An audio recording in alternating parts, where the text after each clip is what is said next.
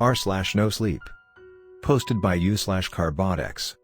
What kind of twisted soul lurks beneath my home? It's strange moving into a new house, especially when you're alone. A fresh start, a new life, it's supposed to be exciting. But let me tell you, when you find an unmarked letter on your kitchen table that you don't remember putting there, excitement isn't exactly the word that comes to mind.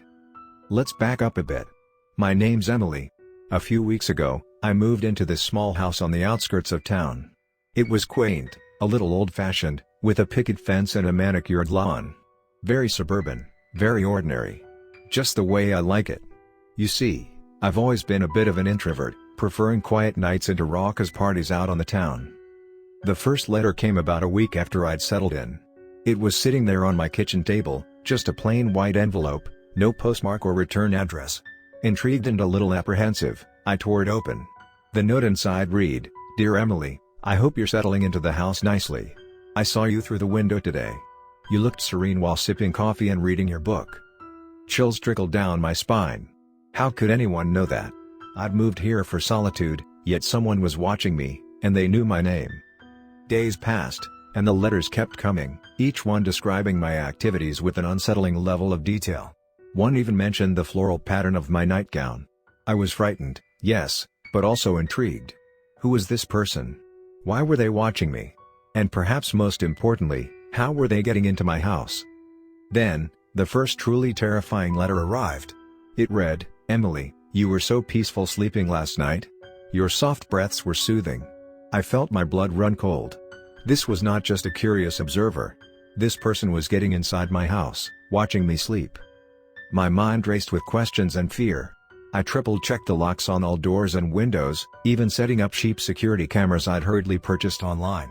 I considered going to the police but realized I had nothing substantial. Just letters from an anonymous observer, no threats, no violence. But the invasion of privacy was real and terrorizing. Sleep was elusive those nights. Every creak of the old house sent me into panic, eyes wide open in the dark, clutching a baseball bat I'd found in the attic. I was living in a state of constant dread, yet the letters remained my only tangible connection to this silent watcher. One day, another letter arrived, different from the rest. The handwriting was hurried, the ink smudged. "Emily, don't be scared. I mean no harm. I just can't help watching you." My heart pounded in my chest. The anxiety was overwhelming, but so was a strange sense of empathy. After all, this person was disturbed, right? Maybe they needed help. And then, in the midst of all this fear, a spark of curiosity flared up. Who was this person that found solace in silently observing my life? But soon, that curiosity would be replaced by a bone-chilling horror. Little did I know, the nightmare was just beginning. Despite the fear and discomfort, I found myself becoming fascinated by this unknown figure. Each letter, each intrusion into my privacy, stirred a mixture of dread and intrigue within me. The unease was palpable, but so was the curiosity.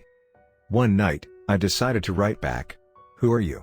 I penned on a piece of paper and left it on the kitchen table. It felt ridiculous, communicating with this faceless stalker. But what else could I do?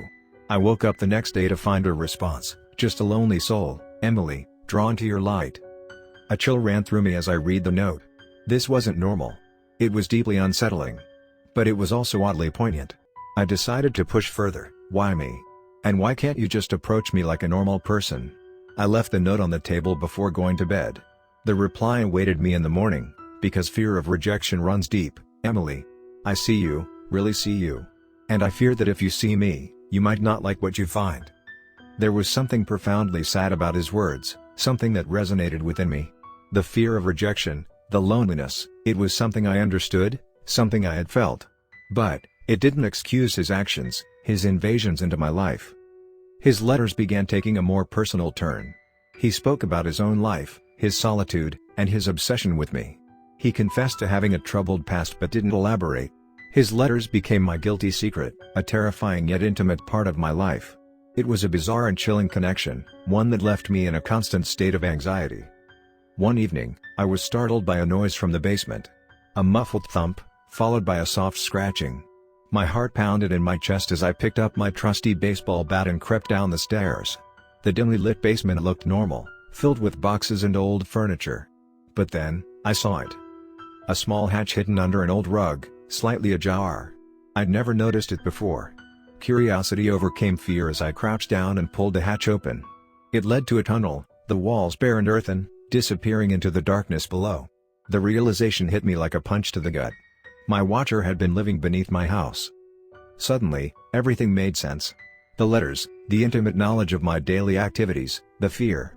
My watcher wasn't just some creepy stranger. He was my unseen housemate. The thought was nauseating, terrifying. The intrusion wasn't just in my letters or my privacy.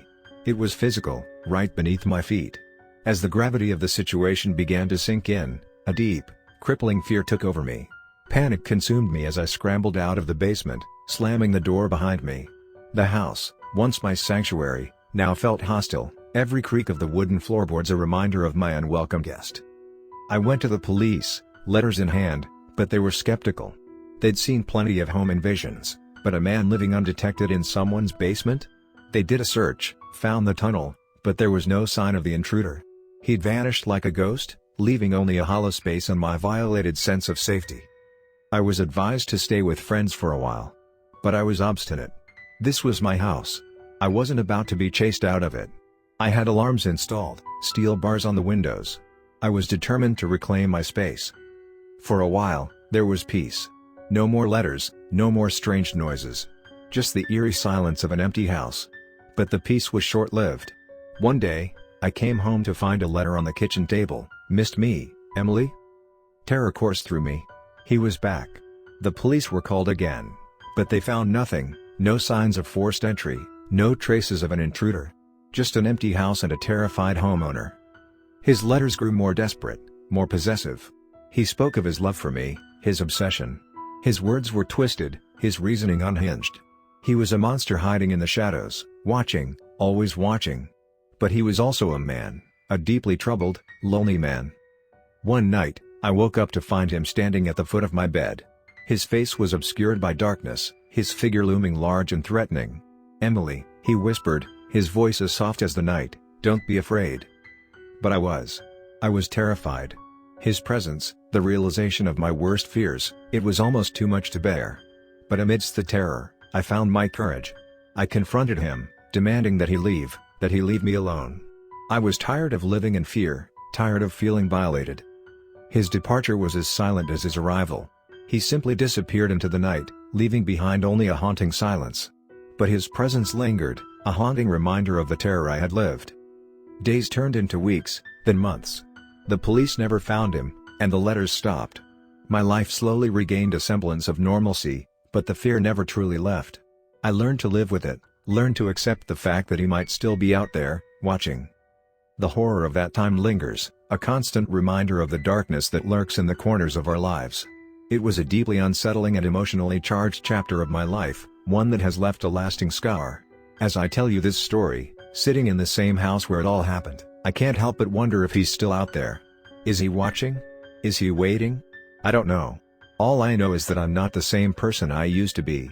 I've changed, transformed by the terrifying events that unfolded in this ordinary suburban house. The unknown man, my watcher, my stalker, has left an indelible mark on my life. And in a strange, twisted way, I think I've left a mark on his life too. This is my story, my real-life horror story. And even as I share it with you, I can't help but look over my shoulder, wondering if he's still out there, watching me.